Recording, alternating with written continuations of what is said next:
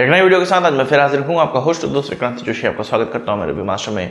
इसमें हम लेके आते हैं वर्ल्ड अफेयर्स और डिफेंस के दिन भर की टॉप खबरें। तो चलिए जान लेते हैं। अपनी सबसे पहली खबर की बात करेंगे तो राफेल की तरफ से निकलकर सामने आ रही है। राफेल जिसको कि हम एयरफोर्स में इस्तेमाल करते हैं, अब इसके मरीन वर्जन को भी खरीदने का जो अंतिम एक तरह से कह सकते हैं आप कार्रवाई है या औपचारिकता है वो भी भारत की तरफ कर दी गई है। असल में फ्रांस से मरीन वर्जन इसका जिसको कि राफेल एम कहा जाता है वो हम गवर्नमेंट टू गवर्नमेंट डील के माध्यम से खरीदेंगे। और कुछ 6 महीने साल भर पहले ही हमें पता चल गया था कि FA-18 में से और राफेल में से राफेल को ही चुना गया है। अब भारत ने इसके लिए अंतिम तौर पे एक आपको कह सकते हैं कि रिक्विजिशन दी है, हमें ये बेच सकते हैं आप इस तरह करके, और आपको चुन लिया गया है। ये सारी चीज़ें अब फ्रांस की गवर्नमेंट को कहा गया है। अब फ्रांस की गवर्नमेंट इसका जवाब हमें देगी और ये जो एयरक्राफ्ट है उसको खरीदा जाएगा। इस डील के तहत 26 एयरक्राफ्ट खरीदे जाएंगे जिसको कि INS विक्रांत एयरक्राफ्ट कैरियर में डिप्लॉय किया जाएगा और आगे आने वाले जो एयरक्राफ्ट कैरियर है उनमें भी डिप्लॉय किया जा सकता है इसको। इसका जो मूल्य बताया जा रहा है वो $5.5 बिलियन का बताया जा रहा है। इसमें 26 एयरक्राफ्ट हमारे पास आएंगे। राफेल की बात ही चलिए तो हमने टी-शर्ट लॉन्च करी हुई है राफेल की। ये 2 डिजाइन बहुत कमाल के डिजाइन है। आप हमसे व्हाट्सएप पे पूछिए कैसे ही आपको मिल सकते हैं, केवल 450 रुपए में है। पता करिए कैसे मिल पाएंगे आपको व्हाट्सएप नंबर पर। अब बात करते हैं फिलीपींस और चीन के रिश्तों की। फिलीपींस और चीन के रिश्ते पहले तो बहुत अच्छे थे और वहां के प्रेसिडेंट को चीन का करीबी माना जाता था और चीन ने कई बार फिलीपींस में इन्वेस्ट भी किया हुआ। पर अभी रिसेंट के जो उनकी नेवी, चीन की नेवी के द्वारा फिलीपींस की नेवी पे या फिलीपींस का जो समुद्री इलाका है उसमें इंक्रोचमेंट किया जा रहा है, उसमें घुसपैठ की जा रही है। उसके कारण फिलीपींस कई बार चीन के खिलाफ खड़ा हो जाता है और साथ ही फिलीपींस ने भारत से ब्रह्मोस खरीद लिया है। अब चीन धीरे धीरे फिलीपींस को जो अपनी एड है वो देने से इनकार कर रहा है। फिलीपींस भी चीन के पीछे नहीं जा रहा है और कह रहा है कि हम कोई दूसरा पार्टनर ढूंढ लेंगे। एक किस्सा मैं आपको बताता हूं। एक रेलवे लाइन थी लगभग 100 किलोमीटर की जो कि लगभग $5 बिलियन में कंप्लीट हो रही थी, जो कि एक ट्रांसपोर्ट वाली लाइन थी और 100 किलोमीटर की थी जैसा कि मैंने आपको बताया। इसमें चीन के द्वारा ये कहा जा रहा है कि अब वो इंटरेस्टेड नहीं है, इस प्रोजेक्ट में पैसा लगाने को इंटरेस्ट नहीं है। फिलीपींस की तरफ से भी ये कह दिया गया कि भाई हम अब चीन को परसू करने नहीं जाएंगे, अब हम किसी तीसरे कंट्री को ढूंढेंगे, अपने एशियन कंट्री को ढूंढेंगे जो कि इस प्रोजेक्ट में इन्वेस्ट कर सकता है। पहले ये कंडीशन थी कि फिलीपींस के द्वारा ये कहा जाता था चीन के पीछे लगा जाता था और हमारे यहाँ इन्वेस्ट कर दो कहा जाता था। अब चीन अगर इन्वेस्ट करना किसी चीज में नहीं चाह रहा है, एक्चुअल में चीन इन्वेस्ट करना तो चाह रहा होगा पर वो सोच रहा होगा कि फिलीपींस को घुटनों पे ले आते हैं। फिलीपींस घुटनों पे आने को तैयार नहीं है और चीन की गुलामी करने को तैयार नहीं है। बहुत अच्छा फिलीपींस के द्वारा इस चीज की गई है। भारत को इसमें हेल्प करनी चाहिए फिलीपींस को, और किसी तीसरी कंट्री को भी भारत को ही ढूंढना चाहिए कि भाई फिलीपींस में इन्वेस्ट किया जाए और इस रेलवे लाइन से पैसे पहले इन्वेस्ट किए जाए और उस पर फिर कमाया जाए। बात कर लेते हैं काबो डेलगाबो की, जो कि मोजाम्बिक में है, एक प्रोविंस है वहां का।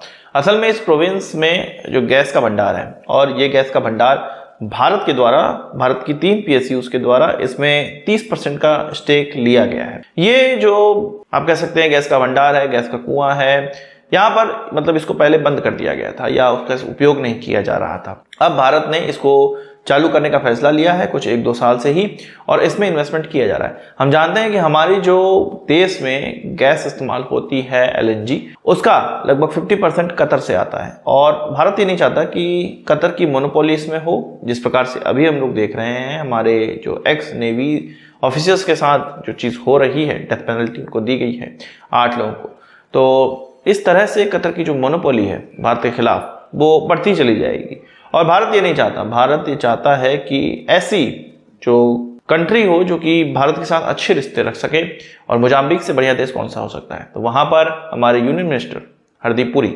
वो अब यात्रा में निकल चुके हैं और इस चीज पर नजर बनाए हुए हैं और इस चीज को आगे बढ़ाने का प्रयास किया जाएगा। कुछ कॉन्ट्रैक्ट साइनिंग वहां पर की जाएगी, इसमें ONGC का भी नाम है। आपका इस चीज पर क्या कहना है कमेंट बॉक्स में जरूर बताइएगा। बात कर लेते हैं अर्मेनिया और भारत के कॉपरेशन की।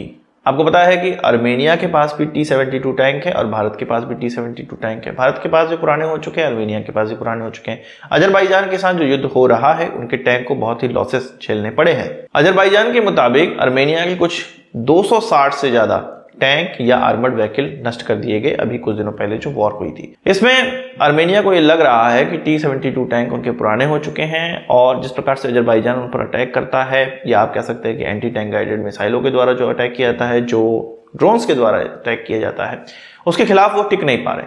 तो भारत की तरफ वो देख रहे हैं भारत ने अपने T-72 टैंक को अपग्रेड करने का प्रोग्राम लॉन्च कर दिया है, जिसमें कि हमें रिएक्टिव आर्मर प्रोटेक्शन मिलेगा। मतलब ऐसा आर्मर लगाया जाएगा जो कि अगर उस पर किसी बम से या मिसाइल से अटैक किया जाता है तो उसमें एक छोटा खुद का एक्सप्लोसिव लगा होता है जो कि इसका जो इम्पैक्ट है उसको दूर करने का प्रयास करता है और जिससे कि टैंक बच जाता है कुछ हद तक। तो इसी तरह के जो अपग्रेडेशन है वो अर्मेनिया चाह रहा है कि भारत उनके लिए कर दे और वो भारत की तरफ देख रहे हैं। तो एक नया कॉपरेशन हमें देखने को मिलेगा। यहाँ पर अर्मेनिया को कई आर्टिलरीज का नुकसान भी हुआ था, 200-250 आर्टिलरीज भी उनके नुकसान हुई थी। साथ ही साथ आर्टिलरी वाले जो रॉकेट हैं उनका जो सिस्टम है वो भी नुकसान हुआ था। S-300 को भी एक उनका बहुत नुकसान हुआ था।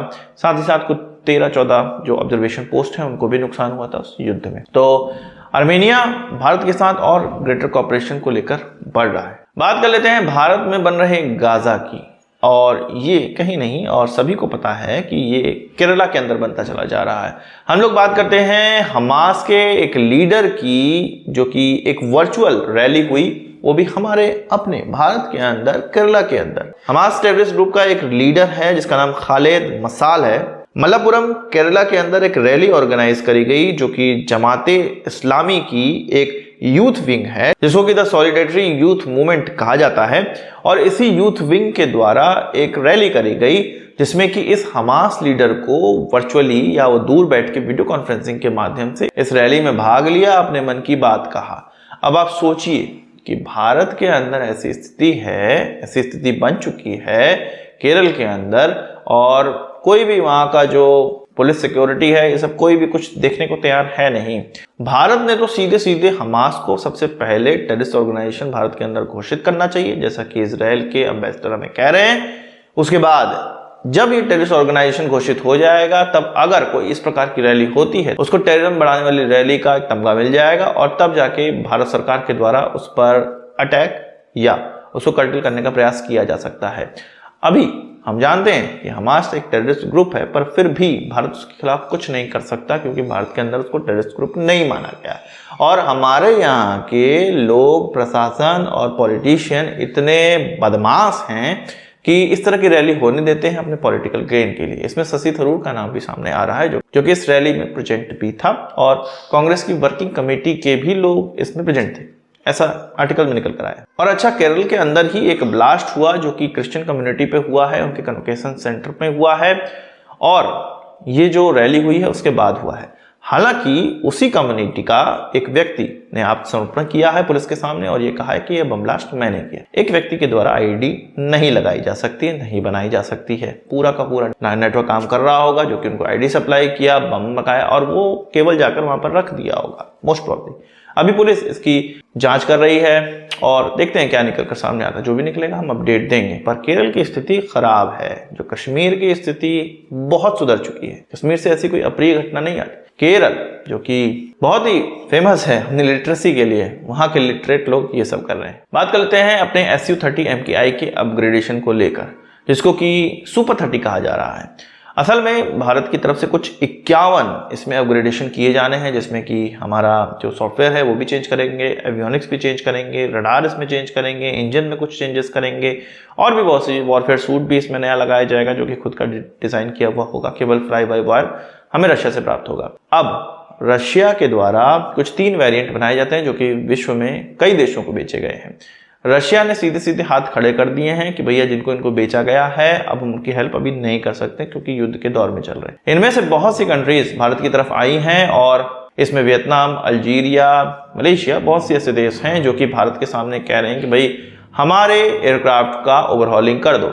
वैसे तो 15 साल के अंदर या 15,000 घंटों की अगर उड़ान हो जाती है तो इसकी ओवरहॉलिंग की जाती है और मोस्टली देशों की ये चीज़ें हो चुकी हैं और इसके ओवरहॉलिंग के लिए कोई मतलब रशिया है नहीं, तो भारत ही उनके सामने है। भारत के HAL का नासिक प्लांट इसकी ओवरहॉलिंग कर सकता है। बहुत बड़ा व्यापार भारत को मिलने वाला है। साथ ही साथ यही देश इस सुपर 30 को भी देख रहे हैं कि किस तरह से अपग्रेड होने के बाद ये निकल कर आता है। यही सारी कंट्रीज में अपग्रेड करने के लिए भी हमारे सामने आएंगी। एक बड़ा व्यापार HAL के सामने आने वाला है। तो इस पर आपका क्या कहना है कमेंट बॉक्स में बताइएगा। आज के इस वीडियो के लिए बस इतना ही। आशा करता हूँ वीडियो पसंद आया होगा।